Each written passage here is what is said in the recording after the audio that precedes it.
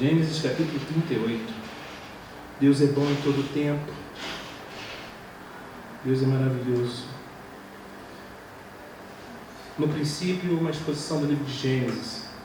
Esse é um dos capítulos, irmãos, mais estranhos da Bíblia.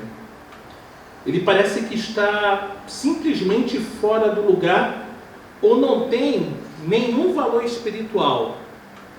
Porém, contudo, para aqueles que meditam na palavra de Deus, esse capítulo contém muitos, mas muitos ensinos espirituais. E como toda a Escritura, ele é de grande proveito. Esse é o único capítulo, vale lembrar, que contém informações sobre a família de Jacó, desde quando José foi vendido até o período de fome que os conduziu forçosamente ao Egito. E antes de avançarmos nesse capítulo, eu gostaria de considerar com os irmãos algumas coisas importantes, alguns pontos importantes nesse capítulo. Como é chocante, né? A vida dos filhos de Jacó. Rubem, Simeão, Levi e agora Judá são vistos cometendo atos simplesmente horríveis. Todos os irmãos, exceto Rubem e Benjamim, participaram da venda de José, como estudamos. E eu não estou aqui também insinuando que nenhum desses homens era salvo, mas alguém poderia duvidar facilmente disso, não é verdade? Não vamos também imaginar que pelo fato de Israel ter sido escolhida como uma nação eleita por Deus, que todos os judeus foram salvos. Se a Bíblia fosse escrita por homens sem a inspiração divina, não teria exposto honestamente e claramente a natureza má do ser humano. Não teria. Se nós tivéssemos a oportunidade de escrever a Bíblia e falássemos sobre a Dedê, eu não iria falar dos pontos negativos da Dedê. Eu ia falar, nossa, Dedê é incrível, mulher segundo o coração do Senhor. Eu nem ia dizer, a Dedê tem os momentos de implicância com seu marido. A Dedê tem momentos que é muito dura com seu marido. Não, eu não colocaria isso. Mas se fosse inspirado pelo Senhor, eu colocaria todos os pontos. Os judeus voluntariamente exporiam os erros e desgraças dos seus antepassados, dos seus ancestrais. A plena honestidade das Escrituras, irmãos, é o testemunho da sua inspiração. E enquanto a Bíblia é muito abrupta em revelar as imoralidades dos homens, ela nunca deixa de mostrar as complicações e consequências do pecado. Eu já quero começar marretando aqui. Hoje a gente vive um momento a qual eu não posso confrontar o meu irmãozinho, eu não posso confrontar a minha irmãzinha se ela está pecando, se ela está ficando com um homem e está colocando um chifre no seu marido. Eu não posso confrontar o menino, o homem, porque ele é um pilantra safado, casado, e se envolve com pornografia. Eu não posso porque os dois vão ficar feridinhos, os dois vão ficar de dodói. Mas nós estamos num momento, irmãos, onde o Evangelho de Deus, ele precisa ser pregado com força, com honestidade e sinceridade, expondo o pecado e trazendo arrependimento aos corações. Não estamos mais no momento de ficarmos lançando o Evangelho água com açúcar ou o Evangelho somebody love. A gente está aqui para pegar um Evangelho que causa transformação. Estamos vivendo num tempo onde o diabo não está brincando de ser diabo, mas os filhos de Deus estão brincando de ser o amor, os Leonard David da vida. Não estamos aqui para isso, estamos aqui para provocar no Senhor mudança, e não através da minha vida ou da sua, mas através da exposição honesta das Escrituras Sagradas. Homens depravados escrevem livros, produzem peças de teatro e filmes mostrando os prazeres do pecado, mas eles escondem os perigos e sofrimentos que o pecado produz. Você nunca vê alguém falando que trair a sua esposa é ruim, porque isso vai causar uma destruição em toda a família, vai destruir os filhos. Mas não, mostra que é muito bom um homem se aventurar com a menininha que está flertando com ele. O pecado nunca é exposto como pecado, como algo ruim, que desagrada a Deus e que o salário dele é a morte. Nunca é feito dessa maneira. Quem, ao ler os relatos bíblicos a respeito de Davi e Betseba, não sente aversão ao invés de atração pelo adultério? Você vê ali o sofrimento que o pecado trouxe para Davi. Davi lhe pagou um alto e terrível preço. E rapidamente as complicações vieram. Vamos deixar então Hollywood fazer um filme a respeito disso. E o adultério será glorificado. Vamos brincar de básico instinto. Vamos brincar daquele livro que foi um frenesi na época que foi lançado, 50 Tons de Cinza.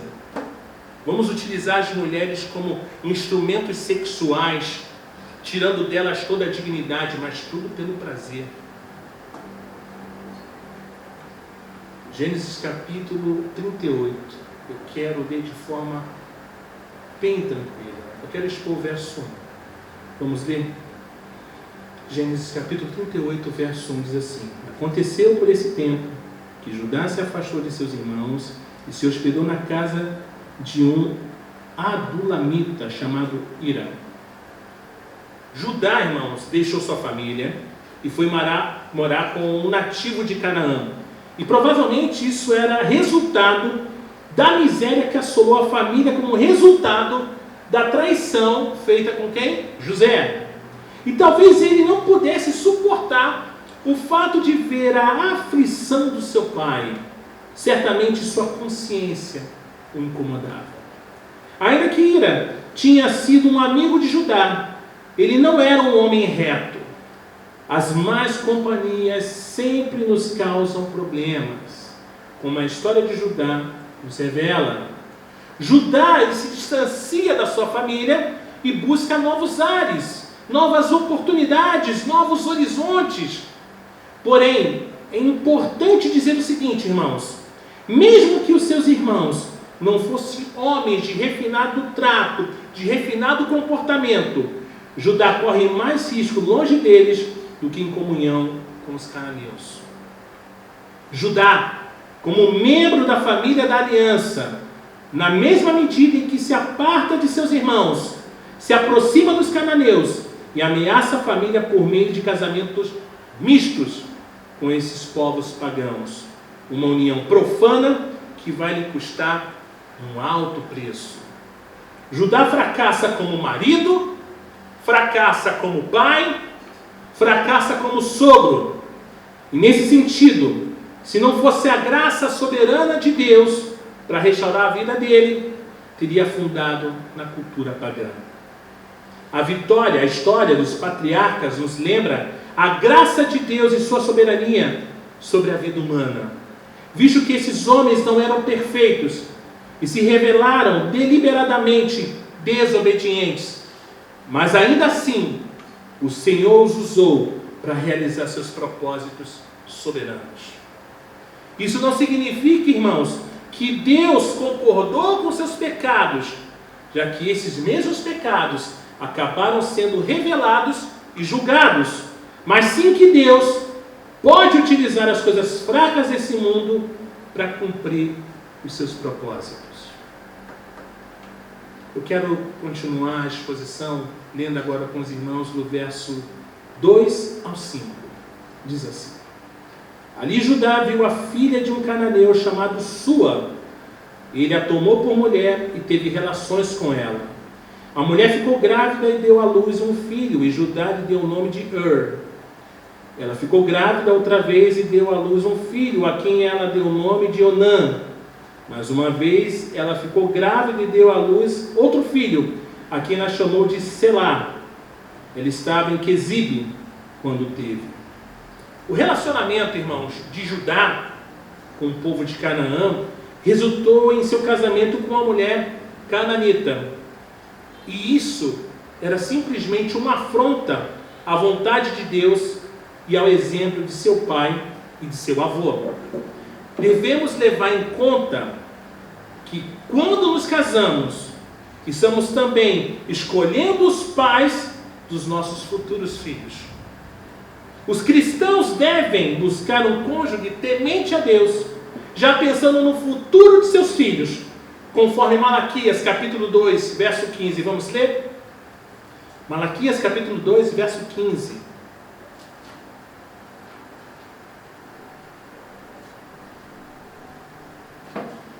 Diz assim: não fez o Senhor somente um, mesmo que lhe sobrasse o espírito? E por que somente um? Porque buscava uma descendência piedosa. Portanto, tenham cuidado para que ninguém seja infiel para com a mulher da sua mocidade. Há um bom motivo para pensarmos que os filhos de Judá foram causados pela influência pagã da mãe deles. Judá, ele quebra a tradição de sua família. E Abraão se preocupou com o casamento de Isaac e mandou seu servo Eliezer buscar uma esposa para o seu filho no meio de sua parentela. O mesmo fizeram Isaac e Rebeca com respeito a Jacó. Agora, Judá desconsidera esse princípio fundamental e, como Sansão, vê uma mulher, uma jovem cananeia, e a toma para si como esposa. O problema desse tipo de casamento, irmãos, não era apenas a questão racial, mas, sobretudo, o problema espiritual. Uma vez que os cananeus tinham outros deuses, outros costumes e outros valores, além disso, esse casamento fora da aliança colocava em risco a semente de onde deveria proceder